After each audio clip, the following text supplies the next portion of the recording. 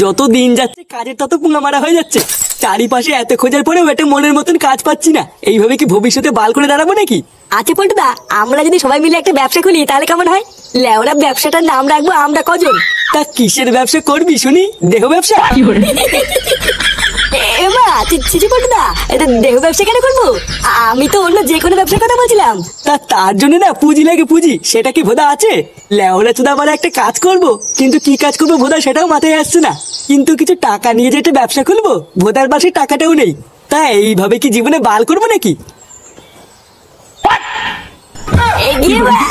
তোরা এখানে কি বার করছিস?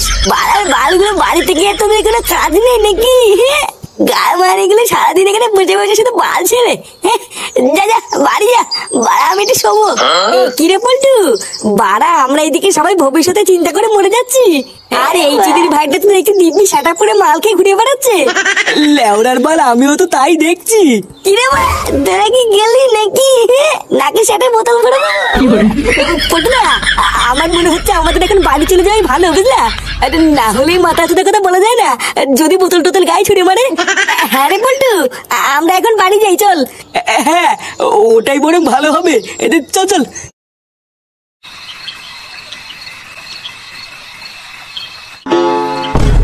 দেখেছো তো, রাত বাজে 10টা আর সরে বাচ্চাটা এখনো বাড়ি আসার নামই নেই।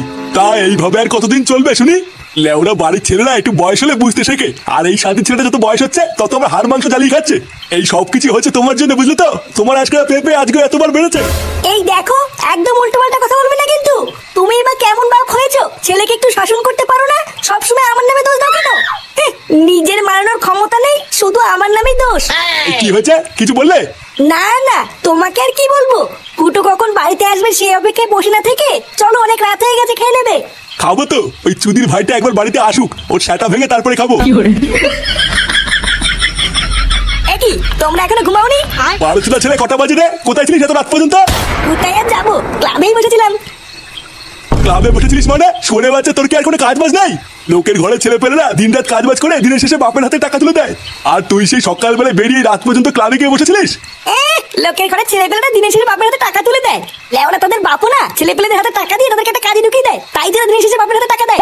তুমি আজ পর্যন্ত আমার হাতে ক টাকা তুলে দিয়েছো কাজ করার জন্য, যে দিনের শেষে তোমাকে আমি টাকা তুলে দেবো? কি বললি তুই? আরেকবার বল। হ্যাঁ ঠিকই তো বলেছি, কাজ করার জন্য তুমি আজ পর্যন্ত আমার হাতে ক টাকা তুলে দিয়েছো? পাড়া কিছু টাকা দিয়ে যেন ব্যবসা করবো সেই টাকাটাও নেই, এই হবে কি বাল হবে নাকি? টাকা দিয়ে ব্যবসা করবে? বড় বাল এলো রে। 12টা ছেলে তোকে যে আমি ব্যবসার জন্য টাকা দেবো, তা টাকা নিয়ে তো মালকে উড়িয়ে দিবি। তা কোন ভাষায় তোকে আমি টাকা দেবো শুনি? মাল খেতে যাবো কেন? তুমি একবার টাকা দিয়ে দেখো না আমি কি করি। দম থাকলে 50,000 টাকা দাও, আমি একটা ব্যবসা করবো, দেখি কাজ পারো। আচ্ছা যা, আমি যে ভাবি ও কালকের মধ্যে থেকে 50,000 টাকা জোগাড় করে দেবো, তারপর আমিও দেখবো দিনের শেষে তুই কি বাল করে আমার হাতে টাকা তুলে দিস। কি বলছে কি? তুমি আমাকে 50,000 টাকা দেবে? হ্যাঁ গো, তুমি এসব কি বলছো? তোমার মাথা ঠিক আছে তো? 50,000 টাকা তুমি অত টাকা কোথা থেকে পাবে? অত তোমার জানা লাগবে না, একবার যখন বলেছি দেবো তখন ঠিক জোগাড় করে দেবো। তারপর আমিও দেখবো কাজ করে আমার হাতে ক টাকা তুলে দেয়। তার টাকাটা যে কালকে আমি দেবো, টাকাটা পেয়ে কি ব্যবসা করবি কিছু ভেবেছিস? হ্যাঁ, ওনি তুমি ভেবো না, ওইসব আমার ভাবা আছে। আমি তো অনেকদিন আগের থেকে ভেবে রেখেছি, হাতে কিছু টাকা আসলে আইসক্রিমের ব্যবসা করবো। কি এই শীতকালে আইসক্রিম? ও বাড়া, আমার বোঝা হয়ে গেছে তোর ব্যবসার গান মারা ছাড়া। গান মারা দেবে কেন? একবার টাকাটা হাতে দিয়ে দেখো না আমি কি করি। ভোদার বাল ব্যবসা করে পুরো সাটা চিনে ফেলবো। বাবা তোকে ব্যবসা করার জন্য 50,000 টাকা দিয়েছে? আরে হ্যাঁ রে বড়া, হ্যাঁ, তা নাই তো কি বলছি। আর শুধু তাই না, আমি ব্যবসা করার জন্য নতুন একটা দোকান ভাড়া নিয়েছি। লেওরা, আমি আমার বাপের কাছে চাইলে 5 টাকাও পাই না, আর ফুটোর বাবা ওকে ব্যবসা করার জন্য এত টাকা দিয়ে দিল। এই সবই কপাল রে ফটকে, সবই কপাল। আমরা কি কখনো ভেবেছিলাম যে আমাদের ফুটো একদিন এত বড় একটা ব্যবসা করবে? বলছি ভাই ফুটো, তোর দোকানে আমাকে একটা কাজ নিবি ভাই? তুই তো খুব ভালো করে জানিস আমার ফ্যামিলির কি অবস্থা, আমার একটা কাজের কতটা দরকার। হ্যাঁ রে ফুটো, আমারও না একটা কাজের খুবই দরকার, বুঝলি?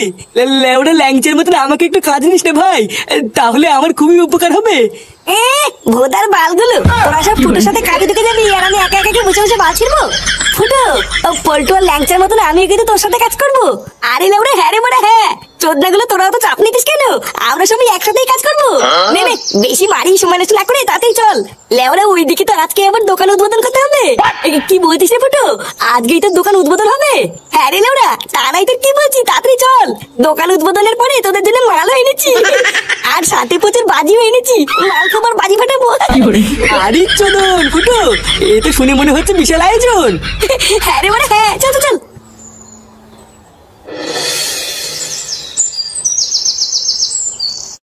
ওম সর্বভূতে ধনন্তরি কাপালিনী সর্বধারী হিং ক্রিং স্বাহা চণ্ডালো চণ্ডাল কালিকায় ব্যবসায় কর্মারায় ওম শান্তি শান্তি হে।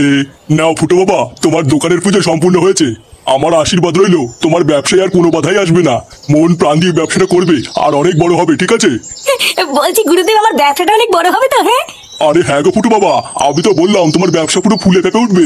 এই নারকেলটাকে দোকানের এক কোনায় রেখে দেবে আর রোজ ধূপ ধুনে দেবে, ঠিক আছে? আর তাহলেই দেখবে তোমার দোকানে পুরো খরিদ্দারের লাইন পড়ে যাবে। বাবা, পুজো তো হয়ে গেছে, তাহলে এবার আমি বাজি ফাটাবো? আরে হ্যাঁ রে, হ্যাঁ, যা যা যা, বাজি ফাটিয়ে পুরো গার মেরে দেখি।